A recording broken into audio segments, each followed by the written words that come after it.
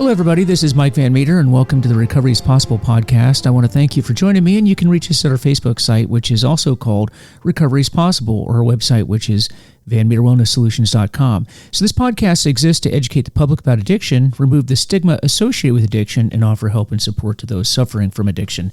So as you know, this podcast is sponsored by FHE Health, a substance abuse and mental health treatment center specializing in treatment for the first responders' needs, including PTSD, anxiety, and substance use.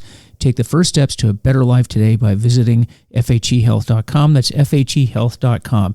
So, folks, today I want to introduce you to a woman that I met last week when I was out in Ohio at the post-critical incident seminar called ASSIST out there, PCIS.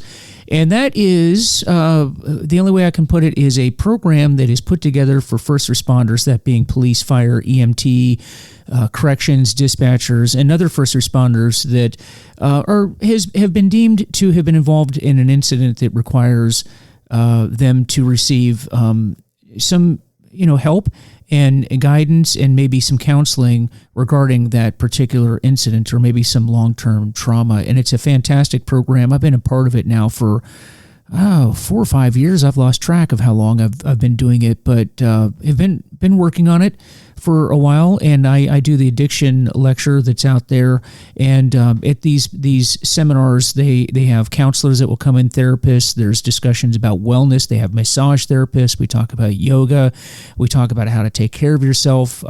We do group sessions, individual sessions, and then just talk through the incidents that the first responders were involved in and help them process that information and really just get on track with their lives, live a healthy way, and then even point them to follow on care if they need that. And I had the pleasure when I was out there, I meet a lot of great people, but in this go-round, I met a woman named Dozanti, and I want you to meet her today and hear a bit about her. And she is the founder and creator of Lifesaver Wellness, and this is in Ohio, and she's a mental resiliency specialist and coach for first responders. And she has a pretty interesting background. She's been a first responder herself, so she knows the lay of the land in this particular profession, and she's going to talk to us today a bit about what her experiences have been and how she has turned that into ways to help the people in the first responder community and their families. So with that, AK, thanks for coming to the show. Hey, thanks for having me. It's great to be here. Well, go ahead and tell us a little bit about, I met you at Ohio Assist, which is a PCIS, last week, and so you were there, you were attending it. And tell us a little bit about how and why you were there yourself. Yeah, so I actually found out about it from a good friend of mine who is a peer. As you know, it is primarily peer supported. There are lots of people who have been through the program themselves, sat in the hot seat, and have gone through training to be there and really be a secondary backbone for the participants. And so I found out from a good friend of mine about it. I reached out to some of the folks that run the program, and they said, that's great. We would love to have you, but you got to sit in the hot seat first. So yeah, you do. We all have to be there first. Right. So I said, all right, let's do it. And I jumped in the first chance I got, and wow, was that a life-changing experience. I myself am a coach. I have been a victim advocate. I've done all these things, and I knew that I probably still had a little bit to unpack, but it was very eye-opening, just as to how much we suppress and hold back from even ourselves. And this kind of brought it all to the surface so that I can continue to work with it and, bring the best version of myself to my clients and my students. Well, tell us a little bit about your background. You started out in law enforcement yourself, didn't you? I did. So I went to Kent State, and at 19 years old, I started as an auxiliary, working some undercover online investigations. And so I was working under the umbrella of the Internet Crimes Against Children Task Force, and did that for a couple of years while I was in school, got my degree, and actually 2 days after I got my degree, I started full-time with the sheriff's office, and did that for quite a few years until I absolutely burned out. I was on the Marine Patrol, and I had actually gotten Officer of the Year February of 2015, and that following September, I was just wiped out. I had adrenal fatigue through the roof, crazy paranoia, hypervigilance, and I made the decision that I needed to make a shift. I was young enough in my career that I felt that I had a good opportunity to do that. I left full-time. I left the full-time law enforcement, and then I became a criminal court victim advocate. I did that for 5 years, and in the interim, I went back and got my master's degree in victimology and criminology.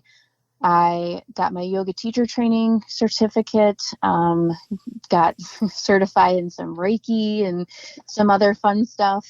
And last August, I left that position and started working on creating Lifesaver Wellness and figuring out how to serve and give back and help people my own way. Well, yeah, that's quite a background. And you talk about burnout and adrenal fatigue. What does adrenal fatigue look like, just in case some of our listeners are experiencing that? Because I understand that conceptually, but like, what were you experiencing when you had that? So I don't know a whole lot about the science behind adrenal fatigue itself, but I can tell you what I was experiencing. I did not know that my cortisol levels were through the roof. I had been experiencing a ton of adrenaline dumps with, that hypervigilance and the paranoia. I was always having these adrenaline dumps, whether they were rational or irrational. It still pumps cortisol through your body. And that can last. I mean, once you have one adrenaline dump, that can last for like 48 hours in your body. So when I finally left full-time law enforcement, I took about a month off. And in that time, I probably slept 16 to 18 hours a day, every day for a month. And it was completely involuntary. I wanted so badly to get out and do things, and I just didn't have the energy. My body was, my body needed some recovery time. Yeah, and before coming on the air, you and I were talking about that I started out my law enforcement career in the Washington Metropolitan Police Department, which is a big city police department. And that was one of the things that I noticed when I was in the department, that it was just an adrenaline dump, 100%. I always tell people it was 100% adrenaline 100% of the time. And your body is just not designed to do that. It's just not. And then you couple that with rotating shifts. You're working days, then you're working evenings, then you're working midnights, and then you switch back. And then you got that. So you can never get into a proper sleep cycle. You're not in REM sleep. Let's face it, you're not working out like you used to. You're not sleeping, as we just mentioned. You're not eating the way you're supposed to. It's just a very toxic thing to do to your body. And I remember thinking to myself then, because I knew in the back of my mind that I was going to be going federal law enforcement and it would be a very different lifestyle. But I thought there's just no way that you can do this for 20, 30 years. Now, people do. People work even in the department that I was in. I don't. My hat's off to the folks that do that, because that's a lot of punishment on your body, your brain, and your soul. I mean, emotionally, physically, spiritually, it's just it's tough. It's a very, very tough thing to do, and that's why it's important that people like yourself, AK, and me, and others are working to help first responders. Think about these types of things and think about taking care of themselves emotionally, physically, spiritually, and that's what you're doing now, correct?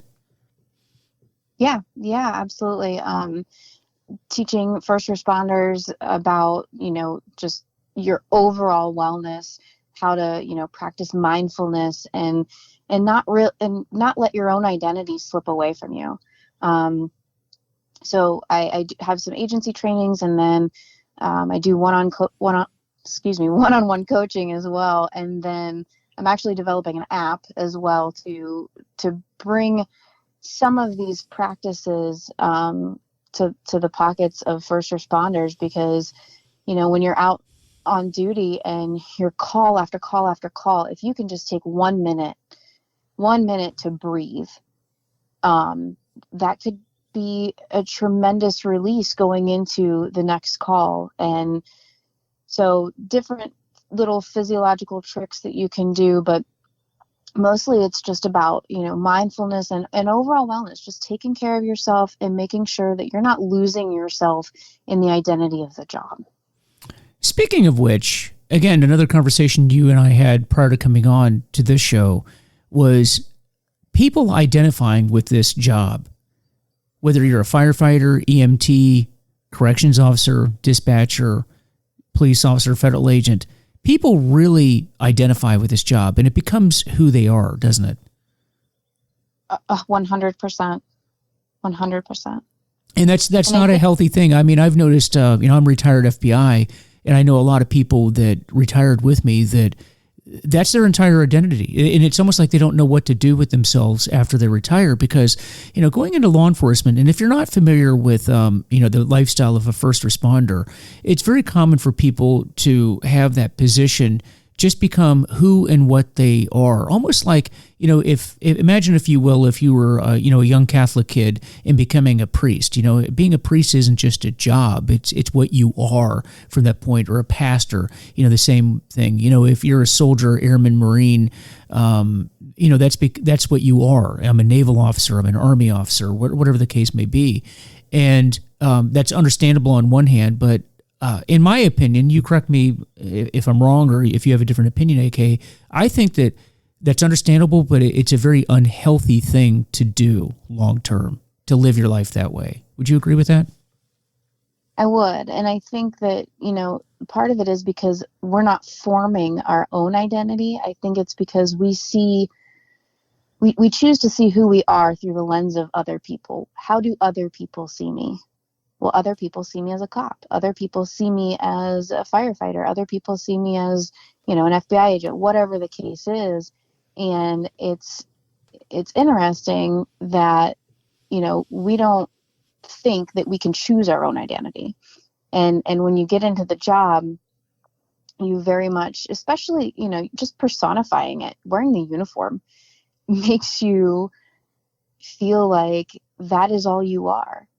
And as we know, there's so much more to life than just your job. But with first responders, it really becomes, their identity, how they present themselves to the world. Yeah, it is. And it translates into our relationships.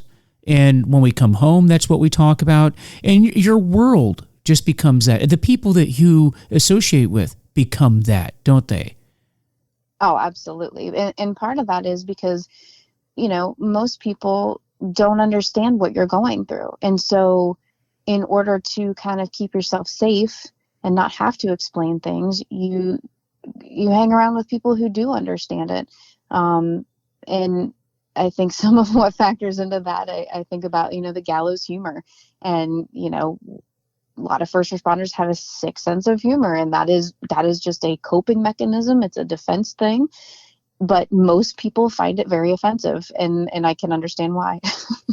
Yeah, that's so true. I know that one of the things when I retired from law enforcement, and I work out in the civilian community, if you will, that what I say to people and my sense of humor, I learned very quickly that the sense of humor that I developed, and I would say by law enforcement standards, I don't know that my sense of humor is all that dark compared to a lot of people that I know. But even with that, I found very quickly that no, I was going to have to change how I spoke to people because, people in the community just don't see things the way that we do.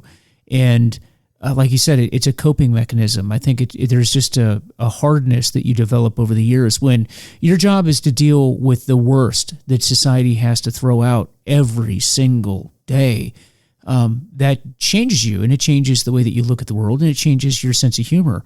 And we have a hard time relating back to other people, but what that does is cause us to only associate with the people that see the world that we do. But for your long-term health, that's probably not a good thing, I would say. I would definitely agree. Chronic negativity or pessimism, or just, seeing the world through a negative lens is not good. We had talked previously about that experiment with the rice that you did. Oh yeah. The white rice Positive and experiment. negative. Yeah. And, um, you know, having a positive outlook literally can change your physiology. Having a negative outlook will literally change your physiology, one for the better and one for the worse. And it's important to stay grounded and, not get caught up in these cycles of negative thoughts. Yeah, I know that, and you had mentioned that there was a statistic, and I don't know where the numbers come from, but I've heard variations on this over a period of time. But one thing is clear, that people that are first responders, when they retire, there's a not a real long average life expectancy after they retire. And I think last week we heard the number 5 years thrown out.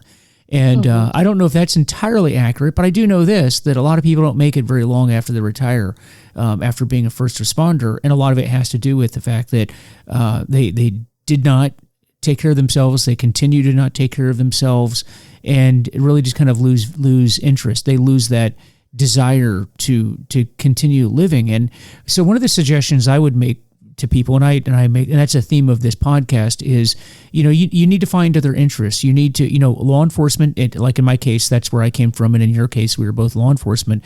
That's just a chapter in your life. It's not the whole book. And we're moving on to the next chapter. And if you've not found something else healthy to be involved in a way to contribute to the society, I would highly recommend that you do so, and do so quickly. Because, I know once I retired, I went back to school. I started doing this work. I started this podcast, working with first responders. And I'm busier today. I'm probably busier today than I was when I was working, which at times can become frantic. But you know what? But I've also not, one thing I've not done is sat down and looked back and had time to dwell on what was, and, my old identity. And so that's probably a good thing. Are those things that you talk about in the training that you do? A little bit, yeah. So the agency training, though, is more centered on beating the burnout. So it's more centered to the guys who are in the job. They're halfway through their career, or even brand new, or close to the end. Not so much close to the end, because they know that the end is near, and so they're like, I'm just here to ride it out.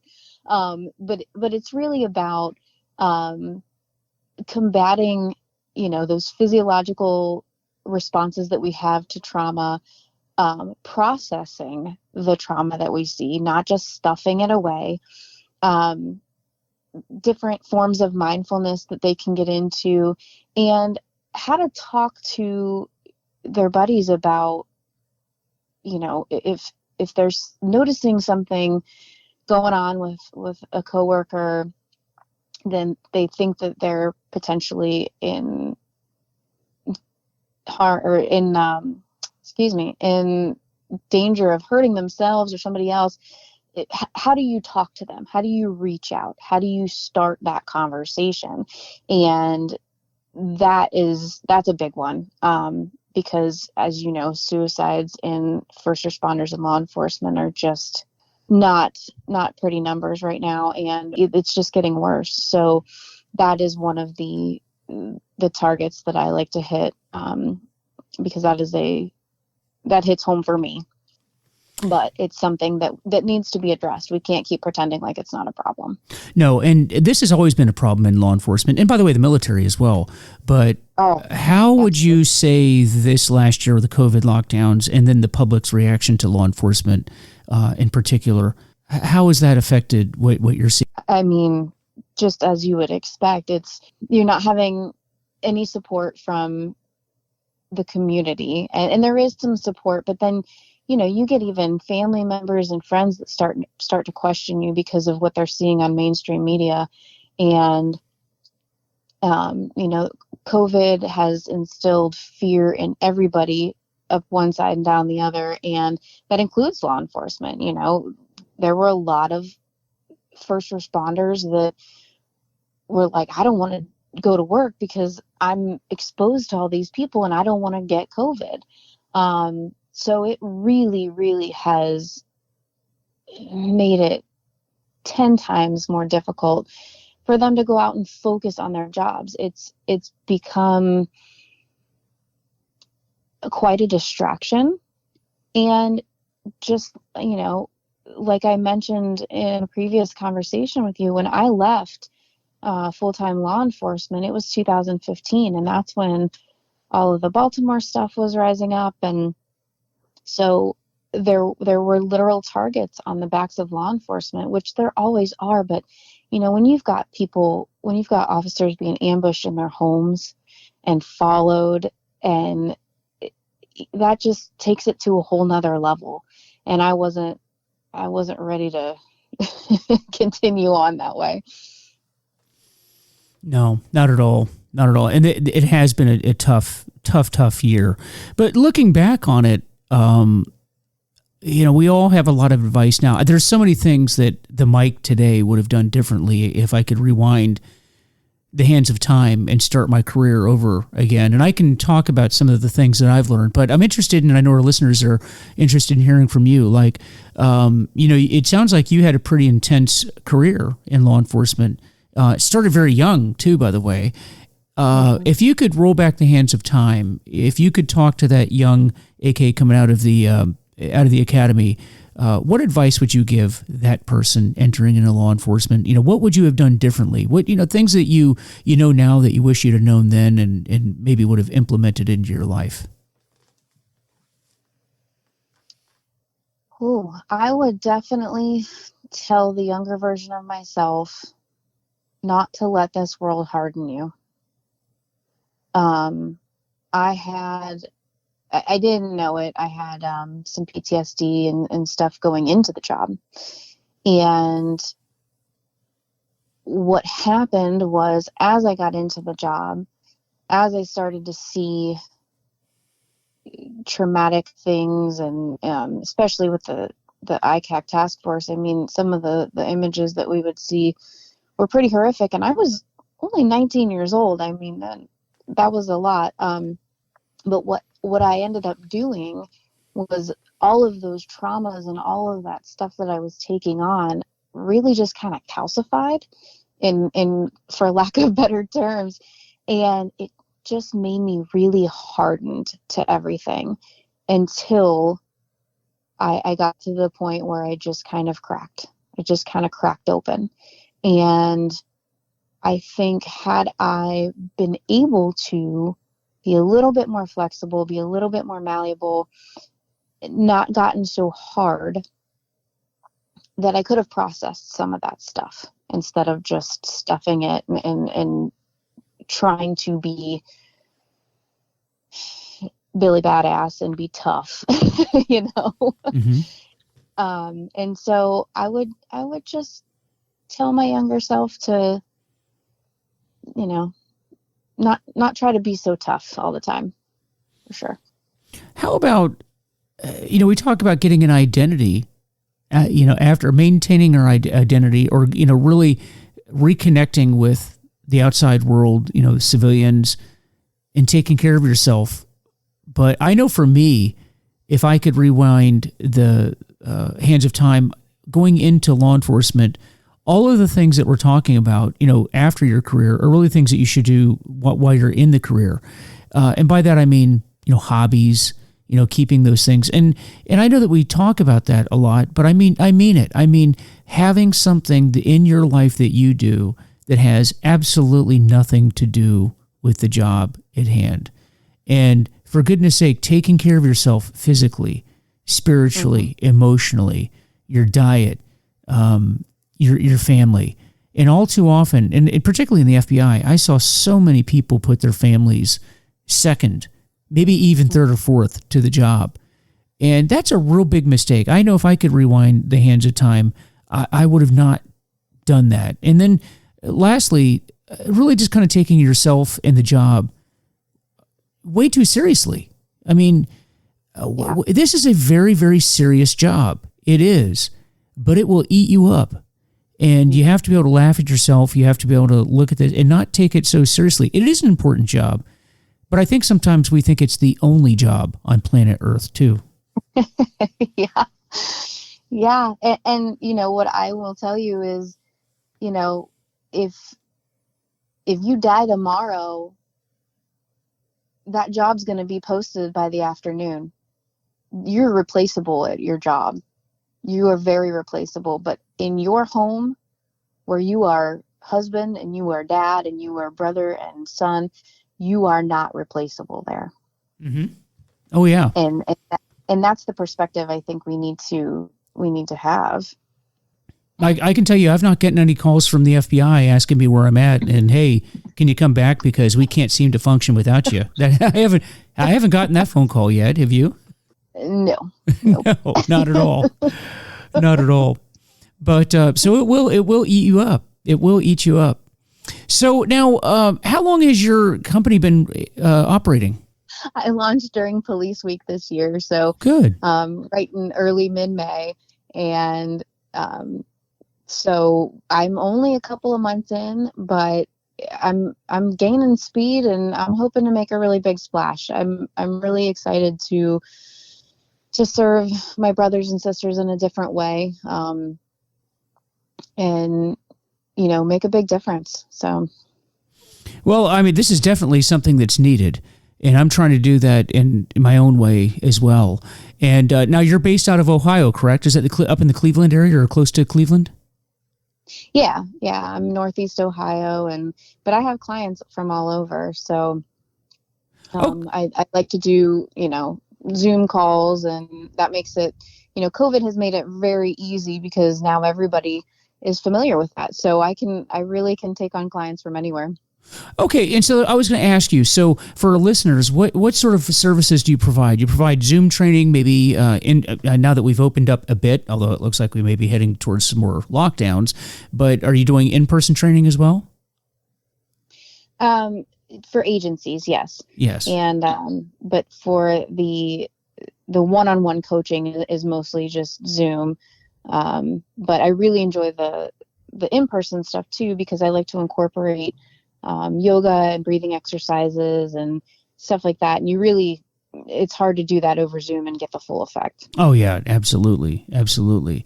And has this been something that, what's the response been from the agencies? Are people pretty receptive? Because the law enforcement crowd can be a pretty hard crowd, particularly when you're talking about things like yoga and wellness and taking care of yourself and talking out issues. That can be tough. And I'm saying that because I was one of those people that was very reluctant to do it. So I'm saying that, I'm talking to myself at this point. But how was the reception to this?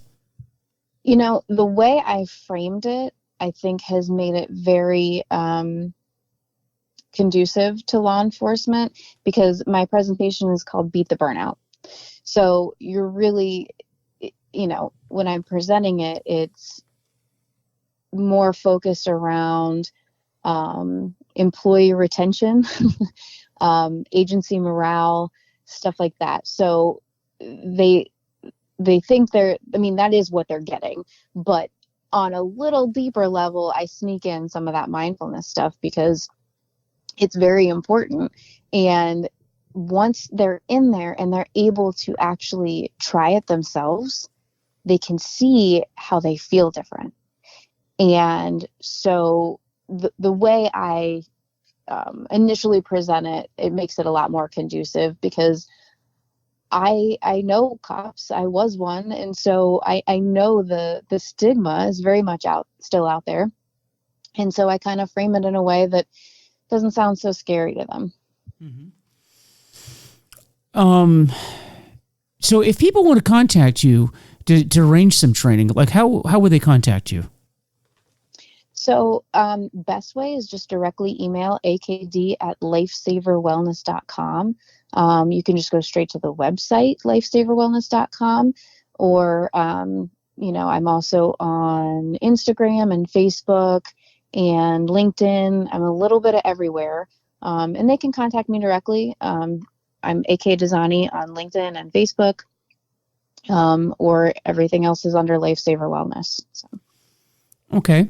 And so is this something that you're going to be incorporating into the assist for Ohio Assist, or is this you plan on being a peer at Assist? I would love to be a peer, and we really haven't explored that option. I obviously would need to talk to them more about that. I would love to do that, but they've already have some folks doing some similar stuff. So, if in the future I had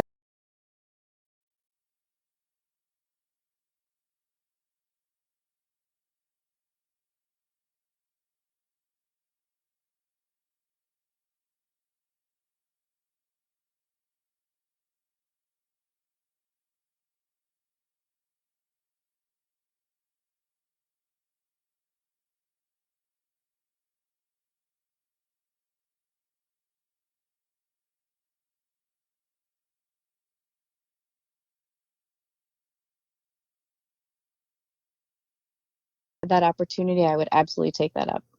So going from your viewpoint, talking about the PCIS, and for those of you that are first responders and you live in a state that has PCIS, and check not every state has this, okay? So check the websites in your area, check the internet and see if your state has it. And if this is something that you may benefit from, please check that out.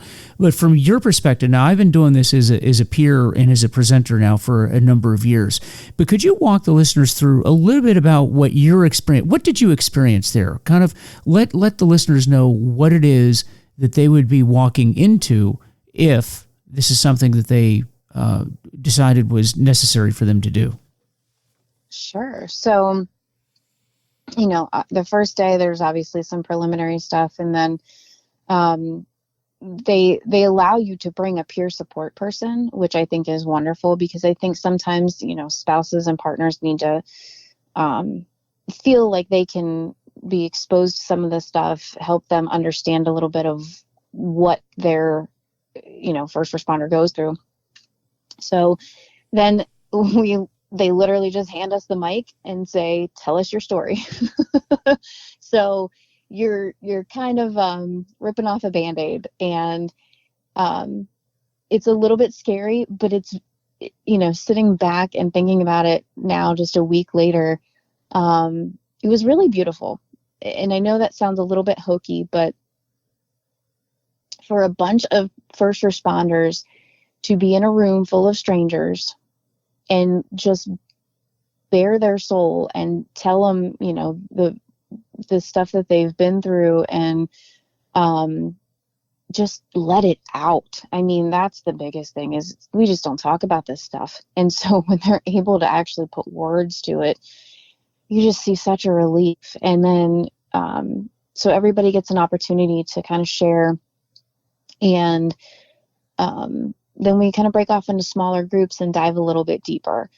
And in the interim, you have an opportunity to have a chair massage and speak with an actual clinician. And you also have the opportunity, if you would like, and if you're a candidate, to do EMDR, which is eye movement desensitization. I can never say this word, desensitization and reprogramming, which is incredible. And then, in the evenings, they offer yoga, prayer service, and the meeting with you for the addiction stuff. So, and really by the end of the third day, you just look around and everybody feels like they look like they feel lighter. The bags under their eyes are gone. They're standing up straighter. The hair's out of their face. It's just transformative. And it was really beautiful to be a part of it. Yeah, I've wondered over the years that I've done it, why it was not mandatory for everybody in law enforcement to go through. Right. And and I understand that, there's a lot of agencies that are out there, and not every agency can afford to let, because it is 3 days. It's 3 days that you go through this thing.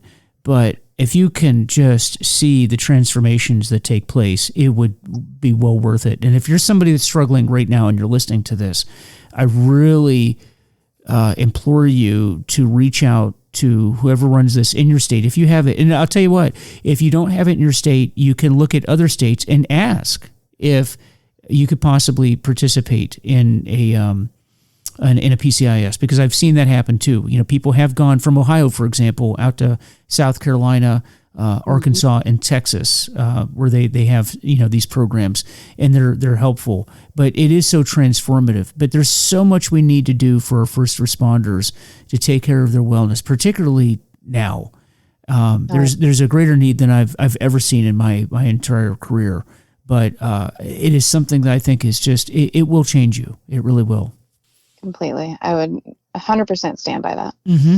Now, along with that, for the people that are listening, now you've talked about some other things that you're involved in, and some of our listeners may not even be familiar with some of the things that you have, but maybe tools to help them live better lives, healthier lives, and just may help them with their mental well-being. So you've talked about counseling, getting counseling, working through different issues. Now you mentioned Reiki. Now there's a lot of people that are not familiar with Reiki, and I will tell you this. I had a colleague of mine. I'm going to have him on this podcast at some point. We're going to talk about Reiki. He's a Reiki master, and if you've not heard of it, and I think a lot of our listeners have not, what the heck is Reiki, and what are the benefits of it?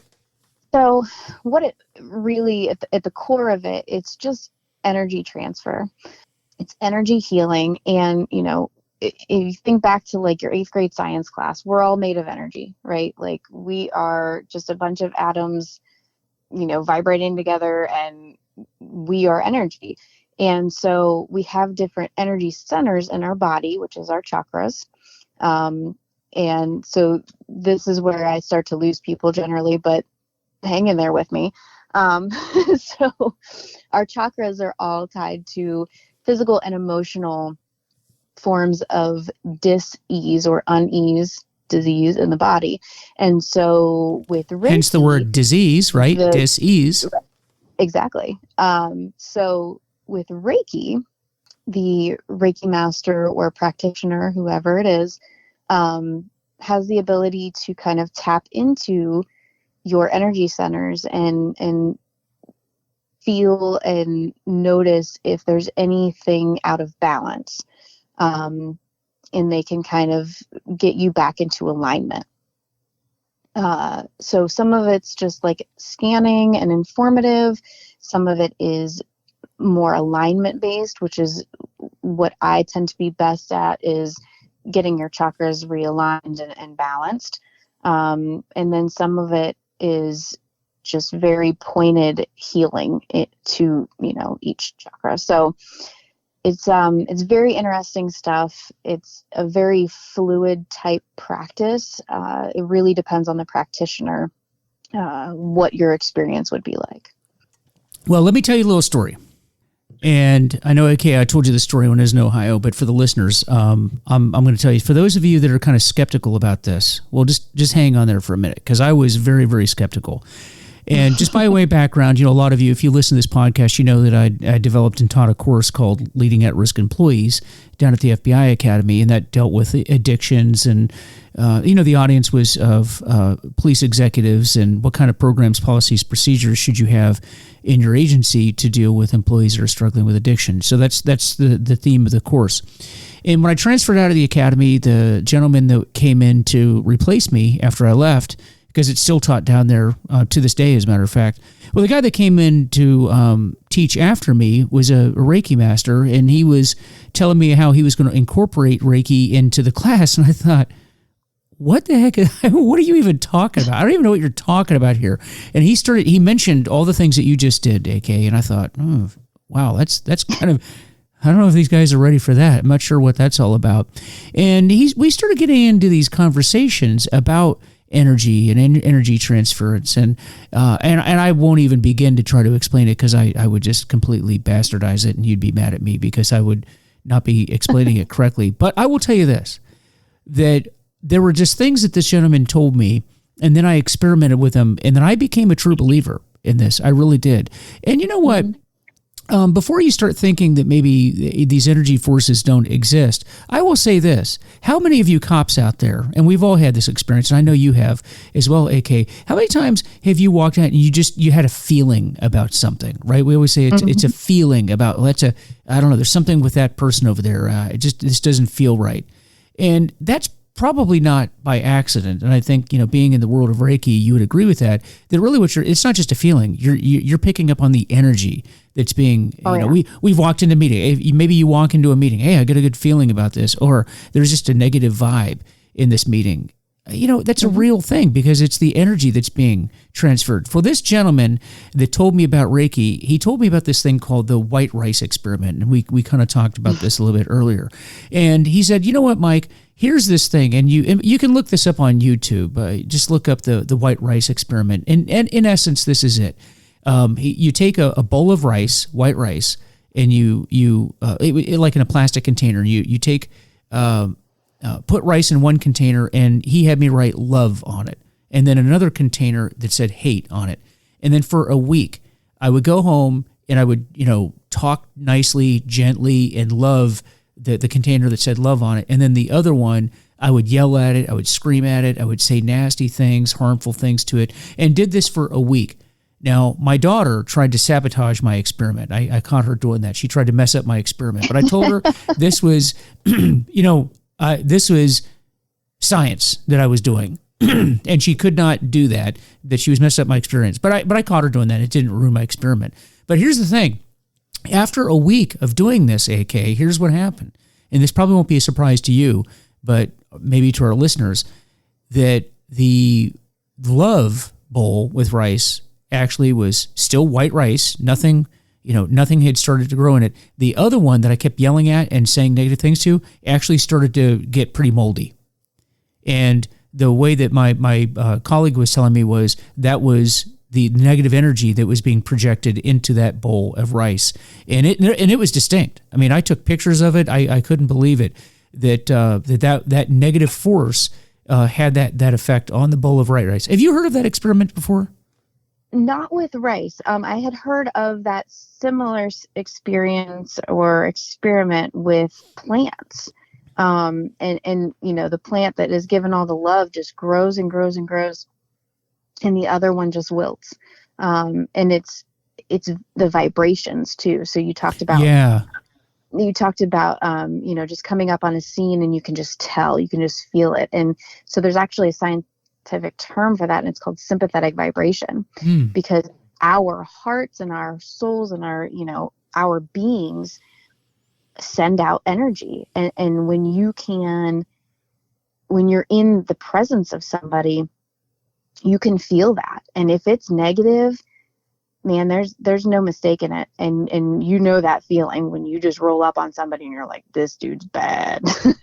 Yeah. You just, we used to call it intuition, but now that after talking to this colleague of mine, I think there's more to it. I actually think that, all joking aside, I think it's an actual energy, that you're picking up on. It's not just intuition. No, it's a real energy that you're picking up. Yeah. Well, I think they go hand in hand, I think the intuition is being able to discern, if what you're feeling is accurate or not. So it's kind of a chicken and the egg kind of situation. Mm-hmm. Well, fair enough. But either way, when you're exposed to that kind of, so we talk about the white rice and the one the bowl that turned moldy. Now, if you take that negative energy on us, so we talked about law enforcement in particular, and the same can be said about EMTs and firefighters. That negative energy coming at you all day, every day, year after year. So if we can, cause a plant to not grow properly or a bowl of rice to start molding, what is it doing to you? What is it doing to you and your body, and your health? And I think that's what we're concerned about here. Yeah, and I think about corrections officers. Yeah, they're always right there in the thick of it, and their energies. They have to do a lot of inner work. Yeah, that is so true. Because in my career, I actually did work corrections for about 6 months, and I will tell you that was one of the most, just on my body and my soul one of the most negative experiences I'd ever had. And so if you're somebody that's listening to this and you've done corrections for 20 years, my hat is off to you. That is one hell of a tough job. Yeah, absolutely. Very tough job. And, but having said that, and by the way, before I forget about it, that same colleague of mine actually did a quick. Now you do full Reiki sessions. I mean, where these go on for quite a long time, and you're doing a lot of work. But my colleague actually did just a quick session on me, and he was able to detect a problem in my back. And don't you know that probably 2 months or so after he did that session, I ended up having to have back surgery, and I was completely unaware that I had any problem in my back. And then 2 months later, I had to have surgery on it. So, hey, he made a believer out of me. I can tell you that. He did. It was amazing. It was almost scary how accurate he was. Yeah. Yeah. And it's funny. A lot of times, the Reiki practitioner can pick up on something and it makes absolutely no sense to the client at the time. And then it's usually in hindsight, oh, wow, that's what was going on. Yeah. And so it's interesting because your body keeps the score, and you really hold so much in your physical body, and it's bound to come up sooner or later. Mm-hmm. Absolutely. So one last takeaway from you, AK. Just one last piece of advice that you can give our listeners, and once again, just let them know how they can get hold of you. Sure. So ironically enough, my one last piece of advice always on almost every show I'm on is just simply recovery is possible. So the fact that I'm on a podcast called Recovery I think I'll name a podcast after exactly. that. Right. Yeah. So I would just reiterate that, recovery is absolutely possible, and hope is out there. And if anybody is interested in the one-on-one coaching or the agency trainings, again, best way to get a hold of me is akd@lifesaverwellness.com. Oh, fantastic. And I've really enjoyed talking with you. And it's just so nice to meet you. It was really great to meet you out there in Ohio. And I know that we're going to continue to work together in the future. And so, folks, just reach out to her. And if there's any training that you need for your agency, your corporation, school, no matter who you are, because, I know we're talking about first responders here, but the application or what we're talking about has application to everybody and every organization. So please reach out, but for goodness sake, whatever you do, get help for yourself, take care of yourself. Life is a marathon. It is definitely not a sprint. And just like AK said, your body keeps score. You can handle trauma for a while, but you're not going to handle it for too long.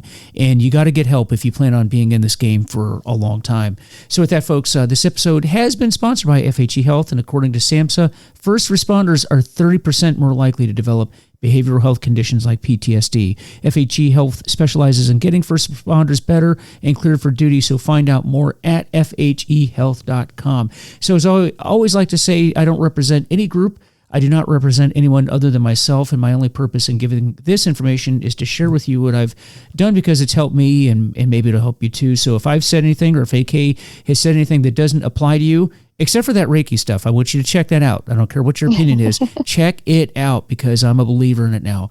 But if you don't agree with it, then just discard it. But try to take any information that you can use for yourself and help others, because that's what we do in recovery. We help ourselves along the way, and we help to impart the knowledge we've gained to others as well. So with that, please visit our Facebook page, which is Recovery is Possible, and our website, VanMeterWellnessSolutions.com. Let me know how I'm doing. Let me know if there's any topic that you're interested in hearing about, because I'd love to hear from you. So guys, take care, and we will see you next time.